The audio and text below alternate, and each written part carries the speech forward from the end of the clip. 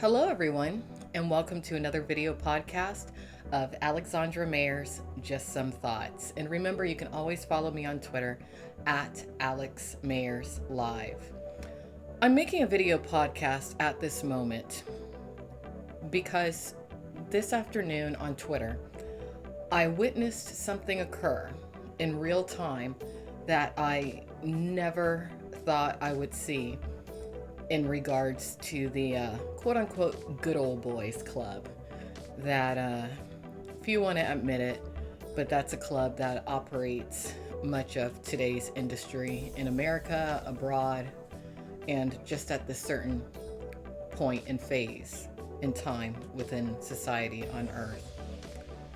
I'm not going to name names in this video podcast, but if you follow my Twitter, you will quickly see who I'm talking about, and you'll also see what occurred. But I witnessed a woman who is essentially a trailblazer in her industry, who's chosen to speak out about some very rational elements that she feels should change, really. I witnessed this woman be threatened in regards to not being able to participate in an event that obviously is very important to her, especially considering that the individual who founded the event is someone who she, from my perspective at least, considers family.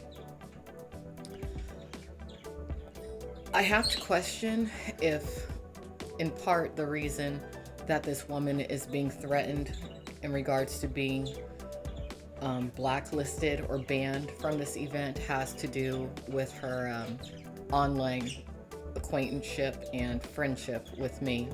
I certainly hope not, and I do want to make it clear to anyone out there, especially if you're someone who may not like what I have to say, it's pointless to attempt to punish someone that you may feel is linked to me in an effort to get to me. Because not only does it make you look stupid, but it just kind of proves a lot of points that I've made over the years when it comes to a strategic level of silencing of women who choose to speak out when it comes to abuse, criminal activity, things along those lines. But getting back to this good old boys club,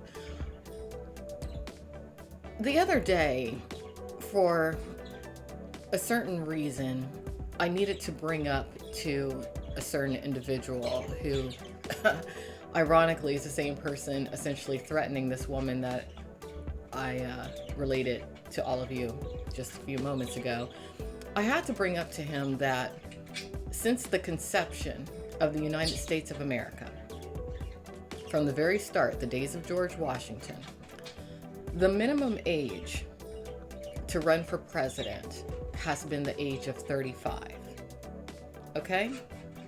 A lot of people don't know that, but it's true. In fact, I'm going to read to some of you a little bit about that.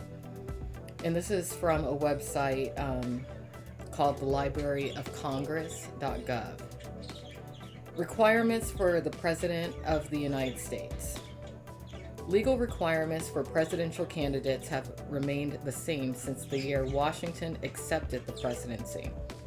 As directed by the Constitution, a presidential candidate must be a natural-born citizen of the United States, a resident for 14 years, and 35 years of age or older.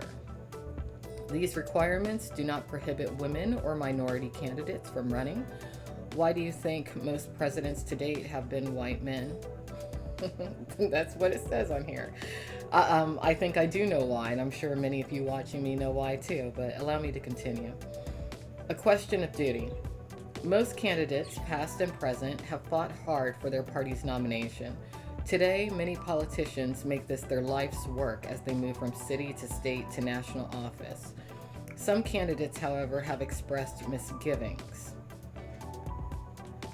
And it goes on in regards to a certain thing that George Washington actually stated, a man who was fairly reluctant actually to accept the presidency.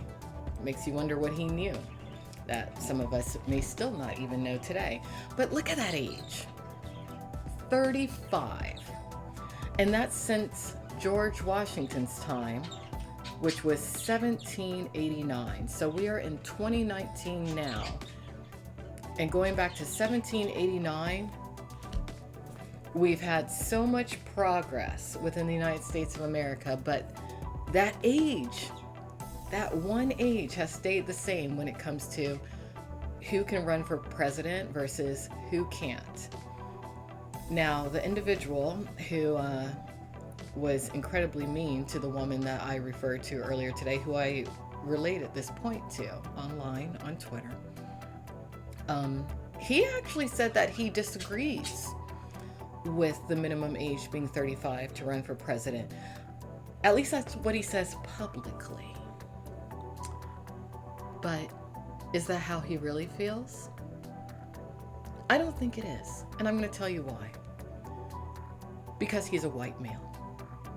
No, I'm not saying all white males think a certain way, but since that year of 1789, even though there has been a white male, Abraham Lincoln, who managed to abolish slavery, even though we've had white males who have helped put the first man, at least according to our current knowledge base, on the moon, yet for some reason, no one's managed to alter that minimum age requirement to be president.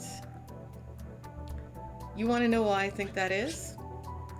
Because I think that if any white man, any white male within America were to truly take that particular issue to task,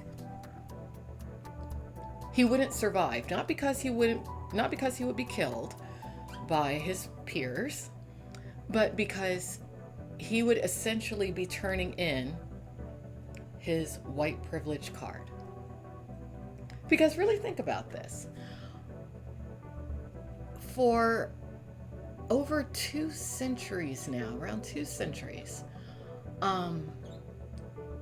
there have been millions of white males who have grown up in America, and not one has ever thought to himself, you know, when I was about 28, I could have definitely won that presidency. Not one has ever thought that to themselves to such an extent that they decided, hey, you know, I'm going to change that piece of legislation. I'm going to change the Constitution. Nope. Not at all. The reason I'm bringing up that minimum age requirement has to do with something that I'm probably going to make a political news time podcast about later in the week in regards to the age of consent. Because I would like to share with many of you historically what the age of sexual consent has been in America up until fairly recently. In 1880, the age of consent was set at 10 or 12 years old in some states.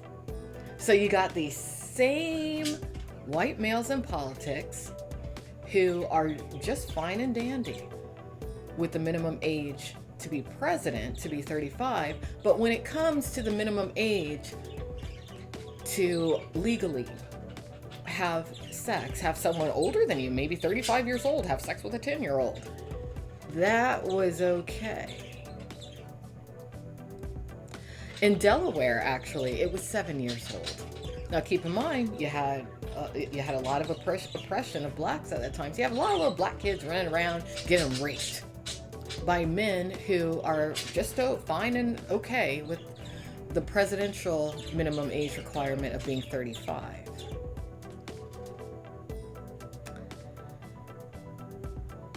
Now, the ages of consent were raised across the U.S. during the late 19th century and the early 20th century.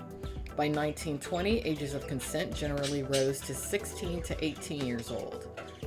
and small adjustments to these laws occurred after 1920. Now, what I read to you, that came up on Google upon me doing a search for History of Age of Consent Laws, United States. I do want to read to you a little something else that I thought was important, though. And it has to do with how these laws were changed and who did it. Over the course of American history, the most commonly observed age of consent was 10 years. In 1880, 37 states had an age of consent of 10 years, while 10 states kept an age of consent at 12. And Delaware maintained its age of consent at 7 years, having lowered it from 10 in 1871. In the late 19th century, a social purity movement composed of Christian feminist reform groups began advocating a raise in the age of consent to 16, with the goal of raising it ultimately to 18, and by 1920, almost all states had raised their age of consent to 16 or 18. That is incredibly interesting to me, that it took basically a pack, a gang of Christian women to get that age of consent raised up to something at least halfway decent. But keep in mind, today we know through science that the human brain does not fully mature until the age of 25.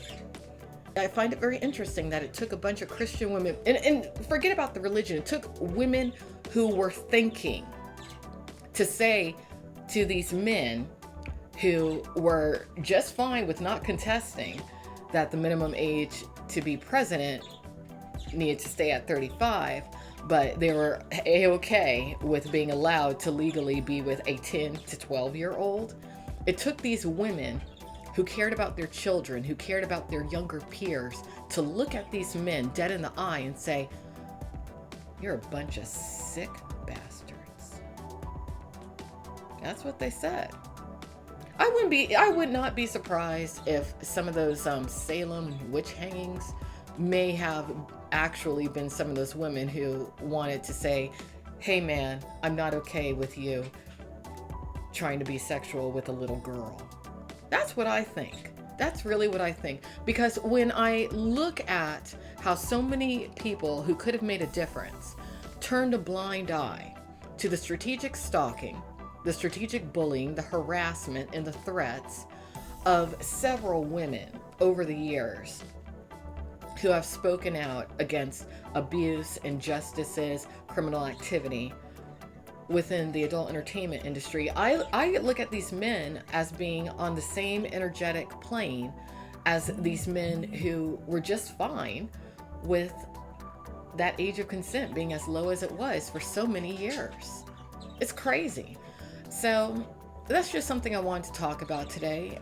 From here on out, really, I would say that anything coming from me is really me talking to women who are around my age, who are thinking about these things too. Maybe some younger women too, maybe some men who, maybe they're waking up. But I just look at life nowadays, and half the time I can't believe what's still going on. I can't believe how so many people are turning a blind eye to so much. Well, we all have to think a little bit more. We all have to speak out a little bit more. And just don't let others tell you what to think.